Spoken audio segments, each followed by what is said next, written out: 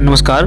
तो इस वीडियो में हम आपके लिए लेकर के आए हैं कंप्यूटर जीके से संबंधित 30 अति महत्वपूर्ण प्रश्न। और आपका ये जो किसी भी तरह की परीक्षा यदि होती है तो आजकल ये कंप्यूटर के प्रश्न उसमें जरूर पूछे जाते हैं, ठीक है। तो इस वीडियो के अंत तक आप बने रहते हैं तो 30 इंपॉर्टेंट प्रश्न आपका कंप्लीट हो जाएगा। तो अंत तक बने रहिए। चलिए हम लोग स्टार्ट कर लेते हैं पहला प्रश्न से। देखिए, कंप्यूटर की घड़ी की स्पीड की गणना किसमें की जाती है? देखिए, कंप्यूटर की जो घड़ी होती है इसकी स्पीड की जो गणना होती है वो आपका बीट में होती है। सही उत्तर ऑप्शन ये हो जाएगा। दूसरा प्रश्न आपका है, मदरबोर्ड में क्या रहता है जो मदरबोर्ड पर सीपीयू को दूसरे पुर्जों से जोड़ता है? सही उत्तर हो जाएगा ऑप्शन बी, सिस्टम बस होता है। देखिए, मदरबोर्ड में सिस्टम बस होता है जो मदरबोर्ड पर सीपीयू को दूसरे पुर्जों से जोड़ने का काम करता है, ठीक है। देखिए, अगला प्रश्न आपका है। अगला प्रश्न करने से पहले दोस्तों, अगर यदि आपने हमारा चैनल को सब्सक्राइब अभी तक नहीं किया है तो सब्सक्राइब जरूर कर लीजिएगा इसमें, क्योंकि रोज आपको जीके का नया वीडियो इसमें कुछ ना कुछ देखने के लिए मिलता है। सब्सक्राइब करने के बाद जो आपका बेल आइकन बन के आएगा उसको भी जरूर क्लिक कर दीजिएगा ताकि नोटिफिकेशन आपके स्क्रीन पर पहुंच जाए जब भी हमारा नया वीडियो आवे तो, ठीक है। तो उम्मीद करते हैं आपने कर लिया होगा। एक कर दे यार, है ना, कुछ होने वाला है नहीं, बस मेरा सब्सक्राइबर बढ़ जाएगा, थोड़ा अच्छा लगता है। अगला प्रश्न देखिए, किसका प्रयोग करते हुए पहला कंप्यूटर प्रोग्राम किए गए थे? तो किसका उपयोग करते हुए पहला कंप्यूटर का प्रोग्राम किए गए थे? सही उत्तर हो जाएगा आपका ऑप्शन ये, मशीन लैंग्वेज का, ठीक है। अगला प्रश्न आपका है, किसने बेसिक कंप्यूटर भाषा का विकास किया था? सही उत्तर हो जाएगा ऑप्शन डी, जॉन जी केमी ने। किसने बेसिक कंप्यूटर भाषा का सबसे पहले विकास किया था? तो जॉन जी केमी जो है इन्होंने बेसिक कंप्यूटर भाषा का विकास किया था।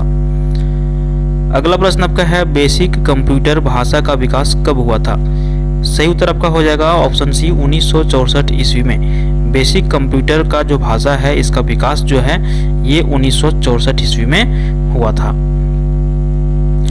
अगला प्रश्न आपका है, किसी प्रोग्राम को चित्र के रूप में प्रदर्शन क्या कहलाता है? देखिए, कोई प्रोग्राम होता है जिसको चित्र के रूप में अगर यदि प्रदर्शन किया जाता है तो इसको कहा जाता है फ्लो चार्ट, ठीक है। सही उत्तर ऑप्शन सी हो जाएगा। आपका अगला प्रश्न है, निम्नलिखित में से कौन सी वैज्ञानिक कंप्यूटर भाषा है? तो देखिए, वैज्ञानिक कंप्यूटर भाषा जो है वो होता है आपका फोर्ट्रान, FORTRAN। ये जो फोर्ट्रान है ये जो है वैज्ञानिक कंप्यूटर भाषा है, ठीक है। नेक्स्ट क्वेश्चन आपका है, कंप्यूटर भाषा कोबोल COBOL किसके लिए उपयोगी है? तो सही उत्तर आपका हो जाएगा ऑप्शन बी, व्यावसायिक कार्य के लिए जो है कोबोल का प्रयोग किया जाता है जो कंप्यूटर का भाषा है, ठीक है। अगला प्रश्न आपका है, कंप्यूटर भाषा का प्रयोग वाणिज्यिक कार्यों में किया जाता है। तो कौन सा भाषा जो है जिसको वाणिज्यिक कार्यों के लिए प्रयोग किया जाता है? अभी 8 नंबर में हम लोगों ने देखा था कोबोल, ठीक है। अच्छा, बार बार ये आ रहा है प्रश्न आपका कि कंप्यूटर भाषा, तो कंप्यूटर भाषा आखिर है क्या? तो देखिए, जिस तरह से हम लोग अपना भाषा बोलते हैं, हिंदी, अंग्रेजी, उर्दू, मलयालम, भोजपुरी, जो भी हम लोग बोलते हैं, तो हमारा जो भाषा होता है ये कंप्यूटर समझता नहीं है, ठीक है। कंप्यूटर समझता है सिर्फ अल्फाबेट, उसका जो एक स्पेशल जो कोडिंग जो तैयार रहता है, जैसे मान के चलिए कोई भी कोडिंग है तो वो कोडिंग को ही जो है सिर्फ कंप्यूटर समझता है। ऐसा नहीं कि हम लोग कहेंगे कि भाई अंग्रेजी में तू बोल तो वो बोलने लगेगा, वैसा बात नहीं है। उसका जो लैंग्वेज है वही सिर्फ वो समझ सकता है, उसी को कहा जाता है कंप्यूटर भाषा, समझ गए? तो उसको क्या कहा जाता है? कोबोल कहा जाता है। अगला प्रश्न है, अंग्रेजी भाषा के समान उच्च स्तरीय कंप्यूटर भाषा क्या है? तो देखिए, अंग्रेजी भाषा के समान उच्च स्तरीय कंप्यूटर भाषा जो है वो है आपका कोबोल। सही उत्तर ऑप्शन बी हो जाएगा। नेक्स्ट क्वेश्चन आपका 11 नंबर प्रश्न देखिए, कंप्यूटर भाषा जावा के आविष्कारक कौन है? जावा देखिए एक जो सॉफ्टवेयर है और ये कंप्यूटर भाषा जावा जो है इसका आविष्कार का जो श्रेय जाता है वो जाता है सन माइक्रोसॉफ्ट को। माइक्रोसॉफ्ट ने कंप्यूटर भाषा जावा का आविष्कार किया है। अगला प्रश्न आपका है, सारे कंप्यूटर में लागू होती है, सारे कंप्यूटर में जो लागू होता है वो क्या लागू होता है? तो ये मशीन भाषा, ठीक है। जैसा कि अभी हम आपको बता रहे थे कि हम लोग जो भाषा बोलते हैं वो भाषा कंप्यूटर नहीं एक्सेप्ट करती है, उसको मशीनी भाषा कहा जाता है, ठीक है। मशीन भाषा को ही वो एक्सेप्ट करता है, जो उसमें इनपुट होता है वही उसी के हिसाब से आउटपुट रिजल्ट हम लोगों को मिलता है। इंटरनेट पर प्रयुक्त कंप्यूटर लैंग्वेज क्या होता है? तो सही उत्तर हो जाएगा ऑप्शन ये, जावा। इंटरनेट पर प्रयुक्त कंप्यूटर लैंग्वेज जो है वो जावा है। अगला प्रश्न आपका है, यूनिक्स नामक ऑपरेटिंग सिस्टम यानी कि यूनिक्स नामक ऑपरेटिंग प्रणाली विशेष रूप से किस हेतु प्रयोग में लाई जाती है? तो सही उत्तर आपका हो जाएगा इसका ऑप्शन डी, वेब सर्वर्स, ठीक है। ये जो वेब सर्वर्स है ये यूनिक नामक ऑपरेटिंग प्रणाली का जो है विशेष रूप से प्रयोगों में लाई जाते हैं वेब सर्वर्स को, ठीक है। नेक्स्ट क्वेश्चन आपका है, किस प्रोग्रामिंग लैंग्वेज को ट्रांसलेटर की ज़रूरत नहीं होती है? सही उत्तर होगा आपका ऑप्शन ए, मशीन लैंग्वेज को क्या है, ट्रांसलेटर की ज़रूरत नहीं होती है। अगला प्रश्न है, निम्नलिखित में से कौन सा मशीन इंडिपेंडेंट प्रोग्राम है? सही उत्तर आपका होगा option B, high level language. ये जो है मशीन इंडिपेंडेंट प्रोग्राम होता है। अगला प्रश्न आपका है, गलती एक एल्गोरिथम है जिसे गलत परिणाम निकलते हैं, इसे क्या कहा जाता है? सही उत्तर आपका हो जाएगा ऑप्शन ए, लॉजिकल एरर। सही उत्तर क्या हो जाएगा? Logical error. अगला प्रश्न है, मशीन लैंग्वेज क्या प्रयोग करती है? सही उत्तर हो जाएगा आपका option B, numeric code. Machine language जो है ये न्यूमेरिक कोड को प्रयोग करती है। चलिए अगला प्रश्न हम लोग पढ़ते हैं, 19 नंबर प्रश्न। कंप्यूटर डेटा स्टोर और गणनाएं करने के लिए नंबर सिस्टम का प्रयोग करते हैं, वो कौन सा नंबर सिस्टम होता है? सही उत्तर हो जाएगा आपका option C, binary number system. Computer data store और गणनाएं करने के लिए जो है कंप्यूटर में बाइनरी नंबर सिस्टम का प्रयोग किया जाता है। अगला प्रश्न है, निम्नलिखित में से स्टोरेज का सबसे बड़ा यूनिट कौन सा है? यानी कि जिस तरह से हम लोग केबी, एमबी, जीबी करते हैं, यहाँ 4 ऑप्शन दिए गए हैं, इसमें से सबसे बड़ा जो है स्टोरेज का नाम जो है वो कौन सा है? तो सही उत्तर आपका हो जाएगा ऑप्शन बी, टीबी। ठीक है, टेराबाइट। ये जो है टीबी, ये स्टोरेज का सबसे बड़ा यूनिट होता है। अगला प्रश्न आपका है, बीट किसका लघु रूप है? देखिए बीट जो है ये किसका लघु रूप है? तो सही उत्तर आपका हो जाएगा ऑप्शन सी, बाइनरी डिजिट का। बीट जो है ये बाइनरी डिजिट का क्या है? लघु रूप, यानी कि शॉर्ट रूप है। ठीक है। अगला प्रश्न है, एक बाइट से कितने विकल्प होते हैं? एक बाइट से कितने विकल्प होते हैं? सही उत्तर हो जाएगा ऑप्शन सी, 8। ठीक है।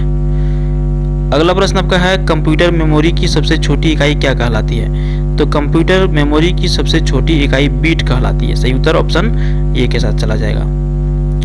अगला प्रश्न है, कितना बाइट मिलकर 1 किलो बाइट बनाता है? यानी कि कितना बाइट मिलकर 1 केबी बनाता है? ठीक है। हम लोग ऐसे यदि आप 7-8 साल पहले फ़ोन चला रहे होंगे, उस टाइम किसी फ़ोन में 400 के पास आसपास मेमोरी रहता था, एमबी रहता था, तो ये बहुत बड़ा चीज़ होता था। उस टाइम जनरली केबी में काम होते थे, किलो बाइट में। वही पूछ रहा है कितना बाइट मिलकर 1 किलो बाइट बनता है? तो सही उत्तर ऑप्शन बी हो जाएगा, 1024 बाइट मिलकर जो है 1 केबी बनता है। ठीक है। और 1024 केबी मिला करके 1 एमबी बनता है, और 1024 एमबी मिला करके 1 जीबी बनता है। ठीक है। इसी तरह से सब में जो है लागू होता है 1024। ठीक है। बाइनरी नंबर प्रणाली में कितने अंक होते हैं? तो सही उत्तर हो जाएगा आपका ऑप्शन सी, 2। बाइनरी नंबर प्रणाली में 2 अंक होते हैं।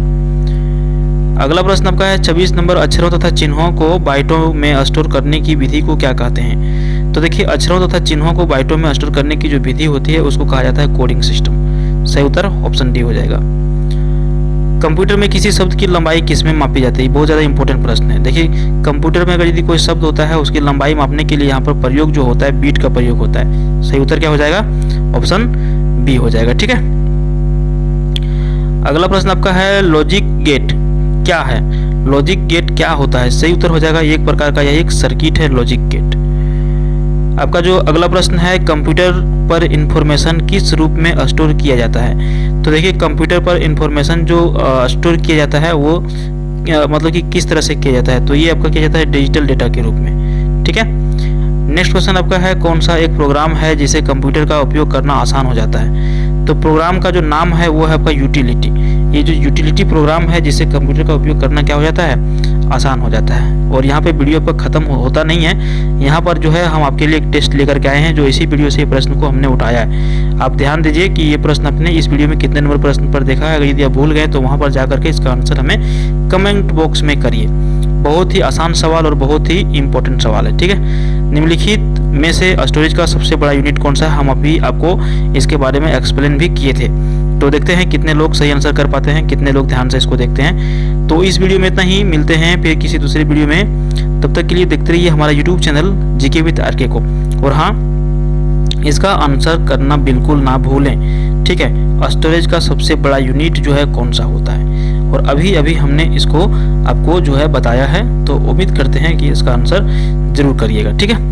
और आपको हम बता देते हैं कि किसी भी आजकल जो एग्ज़ाम होता है तो उसमें जो है कंप्यूटर का प्रश्न जरूर आते हैं। इसलिए आप जो है जिस तरह से जीके पढ़ रहे हैं, सभी पेपर को पढ़ रहे हैं, मैथ पढ़ रहे हैं, इंग्लिश पढ़ रहे हैं, आप जो है ना टाइम टू टाइम कंप्यूटर को भी पढ़ते रहिए।